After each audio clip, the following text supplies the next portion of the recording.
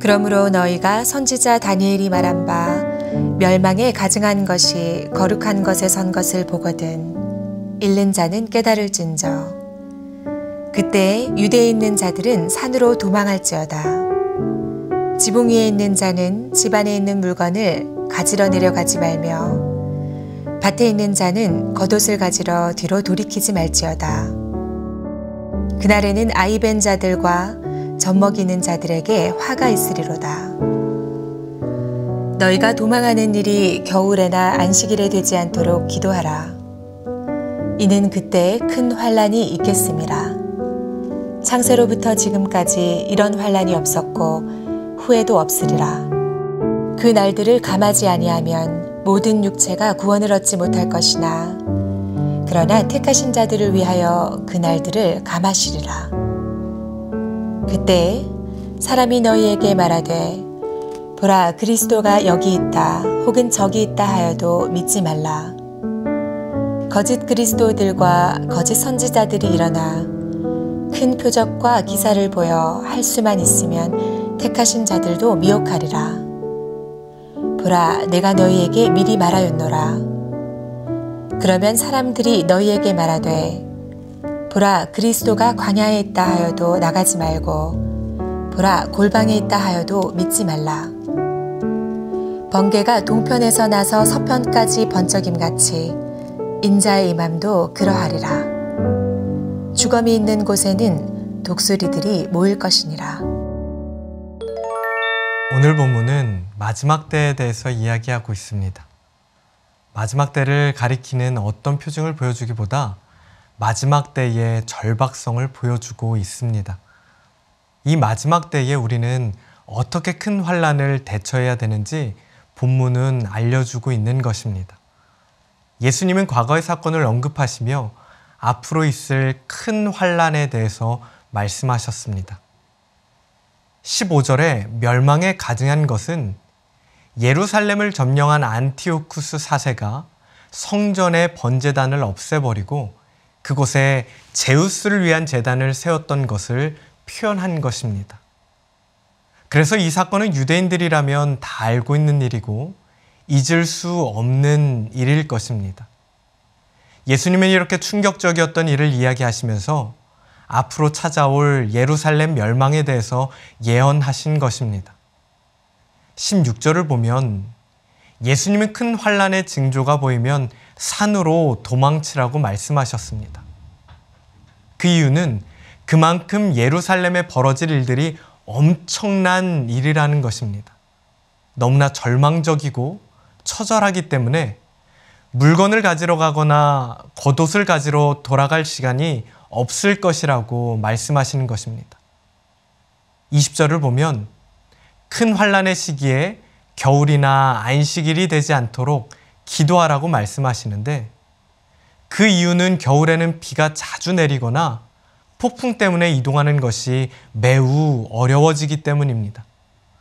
특히 겉옷을 가지러 갈 수도 없는 그 급박한 환란의 시기가 겨울이라면 산에서 겉옷도 없이 견딘다는 것은 우리가 생각해봐도 악몽 같은 일일 것입니다.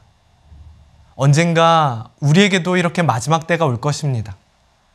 마지막 때가 오면 우리가 가장 중요하게 생각하는 것이 무엇인지 명확하게 드러날 것입니다. 마지막 때를 사는 우리는 세상의 것들에 미련을 두어서는 안 될 것입니다. 여러분이 잘 아시는 것처럼 롯의 아내나 재물이 많아서 주님을 따르지 못했던 부자 청년을 생각해 보면 그 인생이 얼마나 불행한가를 생각하게 됩니다. 마지막 때를 살아가는 우리는 세상의 것들에 대한 집착을 버려야 합니다. 그리고 언제든지 주님께서 다시 오실 때를 기대하며 기다리며 살아가야 될 것입니다. 또 이렇게 위기의 상황이 되면 사람들은 구원해줄 메시아를 찾게 될 것입니다. 사람들의 이런 간절한 바람을 이용해서 그들을 속이는 메시아와 거짓 선지자들도 나올 것입니다. 예수님은 25절에서 보라, 내가 너희에게 미리 말하였노라 라고 말씀하시면서 미리 모든 것을 말했기 때문에 어떠한 일이 생겨도 미혹되지 말아야 한다는 경고를 하셨습니다. 당시에는 메시아가 광야에서 나타난다는 믿음과 또 메시아가 숨어 계시다는 믿음이 있었습니다. 그래서 쿰란 공동체가 광야에서 수도 생활을 한 것도 이런 믿음 때문이었습니다. 예수님이 이 두 가지 믿음들을 다 부정하셨습니다. 그러면서 번개가 동편에서 나서 서편까지 번쩍임 같이 인자의 임함도 그럴 것이라고 말씀하셨습니다. 예수님께서 다시 오실 때는 모든 인류가 한 번에 인식할 수 있을 것입니다. 그래서 메시아가 여기로 오실 것이다, 메시아가 저기로 오실 것이다 하며 휩쓸려 다니지 말라는 것입니다. 시체들이 있는 곳에 독수리들이 모이듯이 예수님께서 다시 오실 때도 우리 모두가 알게 될 것입니다. 우리는 여러 가지 미혹에 휩쓸리지 말고 다시 오실 예수님을 기다려야 합니다. 예수님의 다시 오심을 기다리면서 믿음을 지켜 인내해야 된다는 것입니다. 예수님께서 마지막 때의 정확한 시간과 장소에 대해서 우리에게 침묵하셨다는 것은 우리가 그것을 몰라도 신앙을 지키고 마지막 때를 대처하는데 아무런 문제가 없다는 것입니다. 하나님의 말씀으로 믿음의 중심을 지키시길 바랍니다. 말씀 외의 다른 것들에 미혹되지 않게 주어진 오늘 하루 생명의 나침판인 하나님의 말씀을 가까이 하는 여러분들이 되시기를 주님의 이름으로 축복합니다. 기도하겠습니다. 하나님 아버지, 이 마지막 때에 우리가 세상의 것들에 마음에 뺏기지 않게 하시고 오직 하나님께만 마음을 쏟을 수 있는 은총을 허락하여 주시옵소서.